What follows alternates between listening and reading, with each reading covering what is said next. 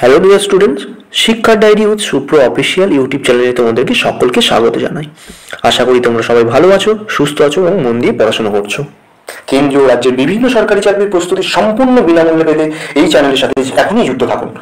আজকের যে ক্লাসটা তোমাদেরকে প্রোভাইড করা হলো, এটা আমাদের পেইড ব্যাচের খুবই গুরুত্বপূর্ণ কন্টেন্টের একটি ক্লাস, যা তোমাদের একদম ফ্রিতে দেওয়া হলো।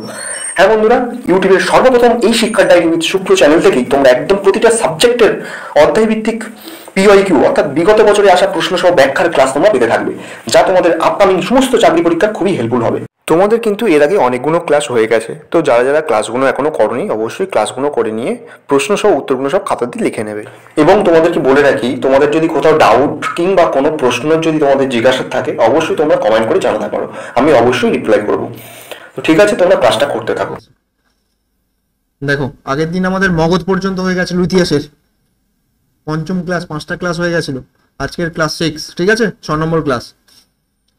তো আগের যে ক্লাসগুলো করিয়েছি, যারা যারা করনি অবশ্যই ক্লাসগুলো করে নিয়ে নাও, ঠিক আছে, নিয়ে খাতাতে অবশ্যই লিখে নেবে, নিয়ে বারবার পড়ো। ওই প্রশ্নগুলোই কিন্তু বারবার রিপিট হয় পরীক্ষাতে। দেখো, আজকের হচ্ছে আমাদের ক্লাস 6, রাজনৈতিক যুগ আমাদের চলছিল ষোড়শ মহাজন পদের মধ্যে। আজকে আমাদের নন্দবংশ হবে, ঠিক আছে। আজকে আমাদের নন্দবংশ, একদম ছোট একটা বংশ, নন্দবংশ। পরের দিন আমি করাবো, আজকে তোমাদের পরের দিন হচ্ছে মৌর্য বংশ হবে, ঠিক আছে। মৌর্য বংশটা অনেকটা বড় আছে, মৌর্য বংশটা পরের দিন করাবো।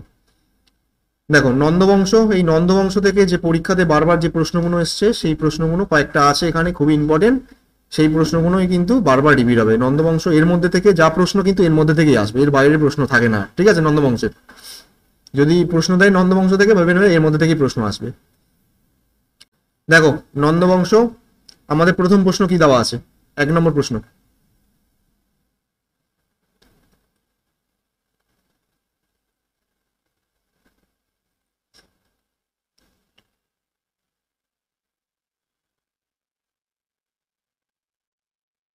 দেখো 1 নম্বর প্রশ্ন, দেখো বলছে নন্দবংশের সময়কাল, ঠিক আছে। নন্দবংশের সময়কালটা আমাদের কত জানতে হবে একটু, কারণ এরকম সময়কাল দিয়ে কিন্তু পরীক্ষাতে দেয়, ঠিক আছে। নন্দবংশের সময়কাল কত বলছে? 345 থেকে 324 খ্রিস্টপূর্বাব্দ। 345 থেকে 324 খ্রিস্টপূর্বাব্দ হচ্ছে আমাদের নন্দবংশের সময়কাল। চলো নেক্সট প্রশ্ন আমাদের 2 নম্বর প্রশ্ন। দেখো, নন্দবংশের প্রতিষ্ঠা, নন্দবংশের প্রতিষ্ঠা কে করেন? প্রতিষ্ঠাতা কে নন্দবংশের? মহাপদ্মনন্দ, ঠিক আছে। মহাপদ্মনন্দকে বলা হচ্ছে নন্দবংশের প্রতিষ্ঠাতা। চলো 3 নম্বর প্রশ্ন আমাদের। আচ্ছা বলো তো, একটু তোমাদেরকে একটা প্রশ্ন করি, নন্দবংশের আগে কোন বংশ ছিল? বলো, নন্দবংশের আগে কোন বংশ ছিল? মৌর্য বংশ। মৌর্য বংশ। নন্দবংশের আগে মৌর্য বংশ বলছো? শিশুনাগ বংশ। কোন বংশ হবে?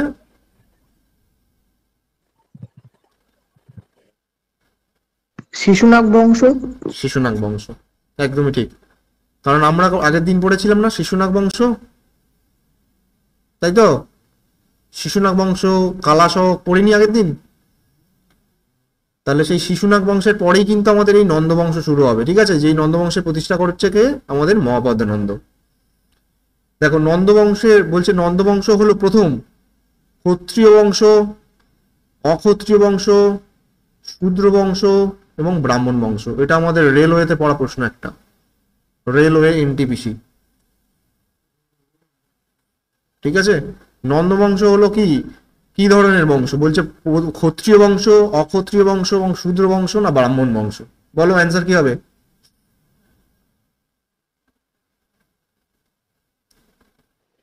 শূদ্র হবে। বলছে শূদ্র বংশ, তাই তো? আর কেউ? দাদা ব্রাহ্মণ হবে। বলছে ব্রাহ্মণ, কেউ বলছে শূদ্র, আর বাকি আছে ক্ষত্রিয় আর অক্ষত্রিয়।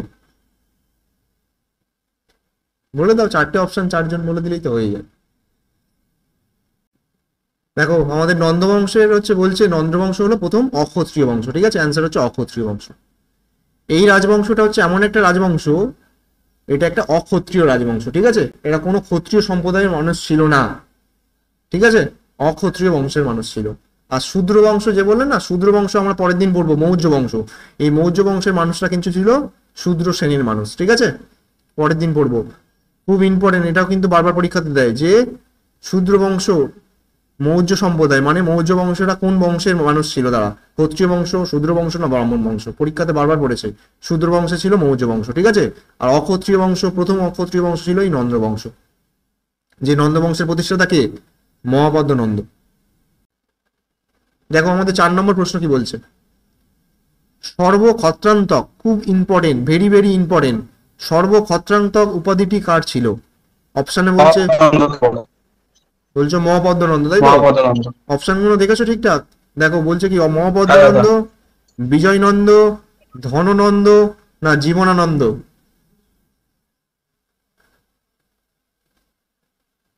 বলো কি হবে? বলছো মহাপদ্মনন্দ, আর মহাপদ্মনন্দ হবে। ওটাই হবে তাই তো? হ্যাঁ, রাইট অ্যান্সার মহাপদ্মনন্দ, ঠিক। তাহলে সর্বক্ষত্রান্তক উপাধিটি কার ছিল? মহাপদ্মনন্দ, ঠিক আছে। দেখো নেক্সট প্রশ্ন আমাদের 5 নম্বর প্রশ্ন কি বলছে, বলছে মহাপদ্মের পর অর্থাৎ মহাপদ্মনন্দের পর, ঠিক আছে, তার কতজন পুত্র রাজত্ব করেছিল? খুব ইম্পর্টেন্ট, ভেরি ভেরি ইম্পর্টেন্ট প্রশ্ন। এই প্রশ্নটা সিজিএল এ পড়া প্রশ্ন, এসএসসি সিজিএল। কতটা ডিটেলসে তার মানে প্রশ্নগুলো খুঁটিয়ে দিয়েছে, তার মানে ভাবো, খুঁটিয়ে পড়তে হবে কিন্তু প্রত্যেকটা প্রশ্ন চ্যাপ্টার কিন্তু আমাদের ভালো করে খুঁটিয়ে খুঁটিয়ে পড়তে হবে, ঠিক আছে। 8 জন। 8 জন। বলছে 8 জন। 8 জন। 8 জন হবে। 8 জন। আর কেউ? মহাপদ্মের পর তার কতজন পুত্র রাজত্ব করে? 4 জন, 8 জন, 7 জন, 6 জন? অ্যান্সার হচ্ছে 8 জন, একদম রাইট অ্যান্সার, ঠিক আছে, 8 জন, ঠিক বলেছো একদম। চলো 6 নম্বর প্রশ্ন আমাদের, দেখো নন্দ রাজবংশের রাজধানী কোথায় ছিল? নন্দ রাজবংশের, পাটলিপুত্র। বলছো পাটলিপুত্র।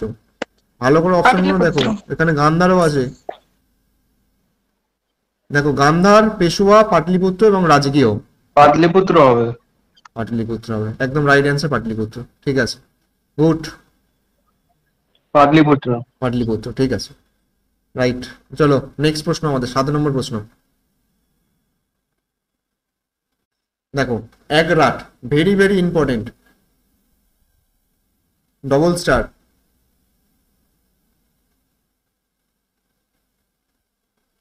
দেখো একরাট নামে পরিচিত ছিলেন কে? তাহলে একরাট নামে পরিচিত ছিলেন মহাপদ্মনন্দ, ঠিক আছে। তাহলে মহাপদ্মনন্দের এখানে তোমাদের অপশন এরকম ঘুরিয়ে প্রশ্নটা দিতে পারতো যে একরাট উপাধিটি কার ছিল, ঠিক আছে, মহাপদ্মনন্দ, ধননন্দ, বিজয়নন্দ না হচ্ছে জীবনানন্দ? তাহলে আমাদের অ্যান্সার হবে মহাপদ্মনন্দ, ঠিক আছে। একরাট উপাধি বা একরাট নামেও তিনি পরিচিত ছিলেন, ঠিক আছে। তাহলে সর্বক্ষত্রান্তক নামে পরিচিত কে ছিলেন? মহাপদ্মনন্দ। একরাট নামে কে পরিচিত ছিলেন?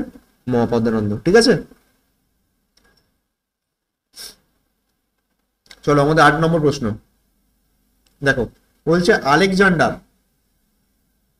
ভারত আক্রমণ করে কার সময়? এটা ডব্লিউবিপি পরীক্ষাতে পড়েছিল, ডব্লিউবিপি, ঠিক আছে, ওয়েস্ট বেঙ্গল পুলিশে এই পরীক্ষাটা পড়েছিল এই প্রশ্নটা।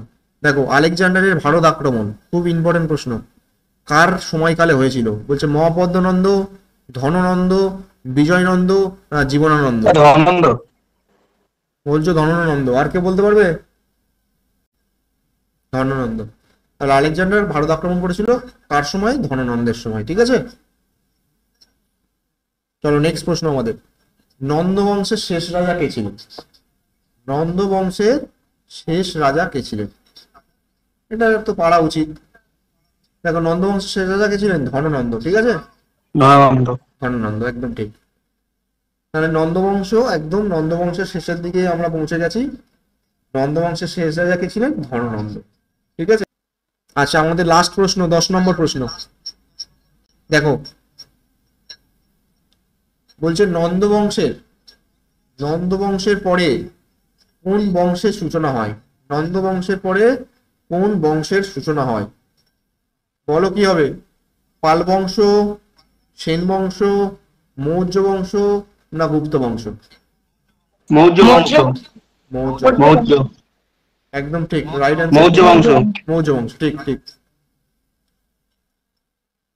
আচ্ছা মৌর্য বংশ, নেক্সট ক্লাসে আমি মৌর্য বংশ থেকে তোমাদেরকে কিন্তু ক্লাসটা করাবো। যত প্রশ্ন মৌর্য বংশ থেকে এসেছিল ম্যাক্সিমাম ইম্পর্টেন্ট বারবার রিপিট হওয়া প্রশ্নগুলো কিন্তুই তোমাদের কিন্তু করাবো, একদম ফাউন্ডেশন নিয়ে, ঠিক আছে?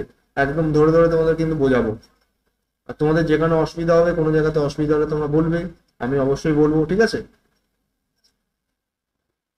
তো ক্লাসটা কেমন লাগলো তোমাদের এই ক্লাসগুলো আছে। তোমরা অবশ্যই গ্রুপে একটু জানিয়ে দিও, ঠিক আছে?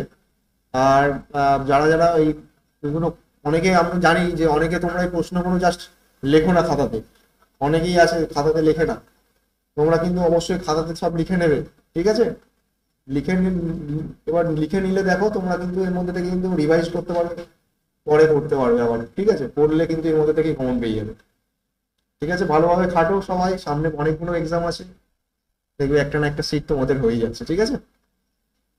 তো ডিয়ার স্টুডেন্টস, আজকে ক্লাসটা এই পর্যন্তই। তোমাদের আজকে বিগত বছরে যে প্রশ্নগুলো করালাম সেগুলো কিন্তু SSC, MTS, CGL, CHSL, KP, WPP এবং রেলের মতন পরীক্ষাতে কিন্তু বারবার রিপিট হয়েছে। তাই তোমাদেরকে বলছি অবশ্যই তোমরা খাতাতে লিখে নাও এবং মুখস্থ করো। আর ক্লাসটি ভালো লাগলে এবং ক্লাসটি হেল্পফুল মনে হলে অবশ্যই ক্লাসটিকে লাইক করে দাও এবং চ্যানেলটিকে সাবস্ক্রাইব করে রেখো। ঠিক আছে, আজকে এই পর্যন্তই। সবাই ভালো থেকো, সুস্থ থেকো এবং পড়তে থেকো। দেখা হচ্ছে নেক্সট ক্লাসে।